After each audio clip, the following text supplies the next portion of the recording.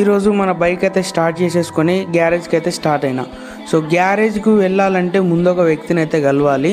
So ఆ వ్యక్తిని కలవకపోతే garage అస్సలు ఓపెన్ చేయలేను. అంత ముఖ్యమైన వ్యక్తినే. ఆ వ్యక్తి మరెవరో కాదు, మన గ్యారేజ్లో పనిచేసే ఆసిఫ్ బాయ్. సో ఈ ఆసిఫ్ బాయ్ దగ్గరనే గ్యారేజ్ షటర్కి సంబంధించిన గేర్ అండ్ కీ ఉంటుంది. సో అవి తీసుకొని గ్యారేజ్కి వెళ్ళాలి, లేకపోతే గ్యారేజ్ ఓపెన్ చేయలేమన్నట్టు. సో కీ అన్లాక్ చేసేసి గేర్ తోటి గిరా దింపితే షటర్ అనేది పైకి వచ్చేస్తుంది. సో షటర్ పైకి పంపించేసిన తర్వాత గ్యారేజ్ లోపల ఒక 3 వెహికల్స్ అయితే ఉన్నాయి. వీటి వర్క్ అయితే అయిపోయింది. కొంతమంది కస్టమర్స్ ఎట్లుంటారంటే వర్క్ అయ్యేదాకా కావాలని మమ్మల్ని తొందర పెడతారు. వర్క్ అయిపోయిన తర్వాత వెహికల్సే తీసుకుపోరు.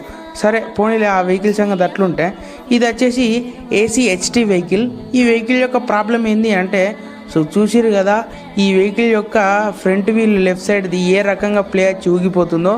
మ్యాటర్ దీన్ని అసలు ఏంటంటే బేరింగ్ అయితే చాలా ఘోరంగా పోయింది. ఈ అబ్బు చూసిరు కదా ఎట్లు ఊగిపోతుందో. ఇంకా కొద్ది దూరం వెహికల్ నడుచుంటే మాత్రం చాలా దారుణంగా అయిపోతుండే, స్టక్ అయిపోతుండే వీల్. కరెక్ట్ టైంకి వచ్చిండు. ఒకసారి ఈ వీల్ అబ్బాయి అయితే బయటికి తీసిన తర్వాత ఈ స్లీవ్ కండిషన్ ఒకసారి చూడండి. స్లీవ్ పలిగిపోయింది. ఆ బేరింగ్ అయితే మొత్తం చూర అయిపోయింది. అది కోన్ ఒకటే మిగిలింది.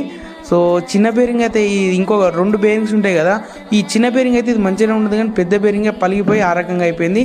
మొత్తం ఆ కోన్ అయితే బయటికి తీసేసుకొని క్లీన్ చేసుకోవడం అయితే జరిగింది.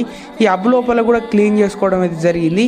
ఇది క్లీన్ చేసుకున్న తర్వాత కొత్త బేరింగ్స్ కూడా తెప్పియడం అయితే జరిగింది. కొత్త బేరింగ్స్ అయితే తెప్పించి వెహికల్కి అయితే ఫిట్టింగ్ అయితే స్టార్ట్ చేసిన. ఇవే బేరింగ్స్ అండ్ కోన్. సో విజయవంతంగా వెహికల్కి అయితే ఫిట్ చేయడం అయితే జరిగింది. ఫిట్ చేసిన తర్వాత వీల్ ఏ విధంగా ఫ్రీగా తిరుగుతుందో ఫస్ట్కి అండ్ ఇప్పటికి ఒకసారి మీరు తేడా చూసుకోవచ్చు. సో చూసిరు కదా ఇప్పుడు ఎంత ఫ్రీ తిరుగుతుంది ప్లే లేకుండా.